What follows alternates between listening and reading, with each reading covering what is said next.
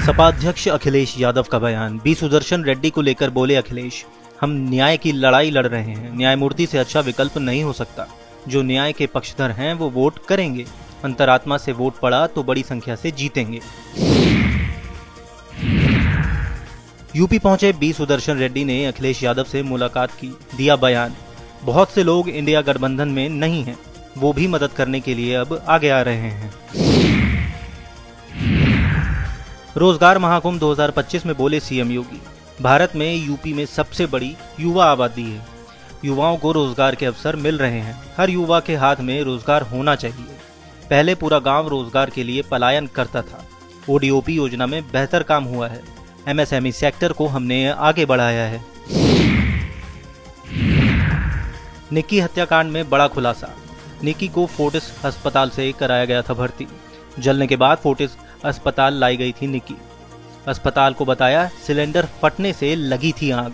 अस्पताल ने पुलिस को भेजे गए मेमो में किया जिक्र। मेमो में भी सिलेंडर ब्लास्ट से आग लगने का हुआ है जिक्र। कासना पुलिस को सबसे पहले मेमो के जरिए मिली थी सूचना। सिलेंडर ब्लास्ट में आग से जलने की मिली थी सूचना।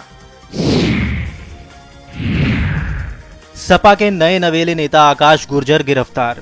मवाना में मिहिर भोज यात्रा निकालने का था प्लान। पुलिस ने चौकसी से नहीं निकलने दी शोभा यात्रा। समर्थकों समेत आकाश गुर्जर की हुई गिरफ्तारी। एक हफ्ते पहले ही बीजेपी से सपा में आए हैं आकाश। 5 वर्ष तक के बच्चों का आधार कार्ड बनेगा घर बैठे। डाक विभाग ने शुरू किया डोर स्टेप सेवा। डाक सेवक घर जाकर बनाएंगे आधार कार्ड। अस्पतालों से ब्यौरा लेने की प्रक्रिया खत्म। लखनऊ मंडल ने शुरू की नई सुविधा। प्रवर अधीक्षक डाकघर सचिन चौबे ने दी जानकारी।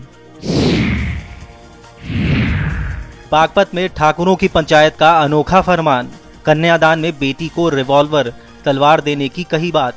सोना चांदी नहीं, रिवॉल्वर और तलवार देने पर जोर। फरमान देते पंचायत ने बेटी की सुरक्षा का दिया हवाला।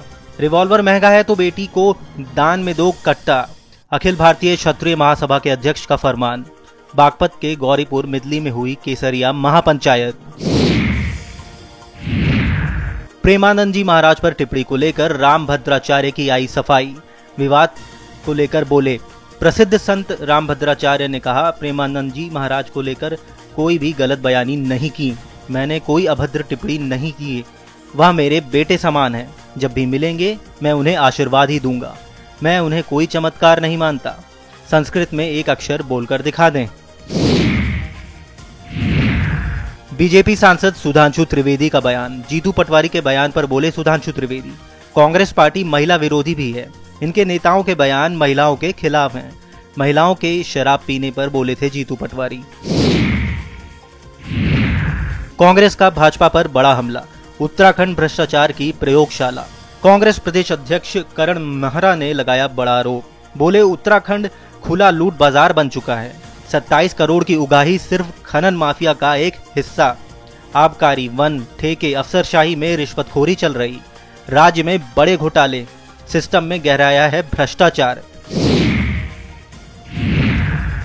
हरक सिंह रावत के लगाए हुए आरोपों की हुई पुष्टि। त्रिवेंद्र सिंह रावत ने आरोपों को किया स्वीकार। बोले, 30 करोड़ नहीं 27 करोड़ रुपए मिले थे। त्रिवेंद्र सरकार में हरक सिंह रावत थे कैबिनेट मंत्री। खनन सिंडिकेट से उत्तराखंड बीजेपी को दिया गया था चंदा। ठेकेदारों से भी करोड़ों का चंदा मिला था। मेरे पास ऐसे सबूत कि सबके मुंह काले हो जाएंगे। मतदाता अधिकार यात्रा पर बोले केंद्रीय मंत्री गिरिराज सिंह। कहा, वो बिहार दौरे पर हैं तो रहें। दौरा करना उनका काम है, लेकिन झूठ को सच नहीं बनाया जा सकता। आज 26 तारीख हो गई है। आखिर क्यों नहीं वो एक भी वोट को दाखिल कर पाए? इससे साबित होता है कि ये झूठ को सच साबित करना चाहते हैं। केंद्रीय मंत्री धर्मेंद्र प्रधान ने मतदाता अधिकार यात्रा पर कहा, ये चाहते हैं कि यहां पर बांग्लादेशी वोट दें। क्या ये लोग बिहार को नादान समझते हैं? बिहार की जनता को ये लोग भ्रमित करना चाहते हैं। 2 लोग बिहार को गली गली घूम रहे हैं। यही लोगों ने दशकों तक गरीबों को वोट देने नहीं दिया। इन लोगों को क्या बिहार नहीं जानता? इनके पास कोई जनाधार नहीं बचा है। बार बार हारने की हताशा से ये भारत की संवैधानिक व्यवस्था को तोड़ने में लगे हुए हैं। गणेश उत्सव पर बोले पीएम मोदी। कहा, इस उल्लास में भारत की मेक इन इंडिया की यात्रा में एक नया अध्याय जुड़ रहा है। ये make in India make for the world के लक्ष्य की तरफ एक बड़ी छलांग है।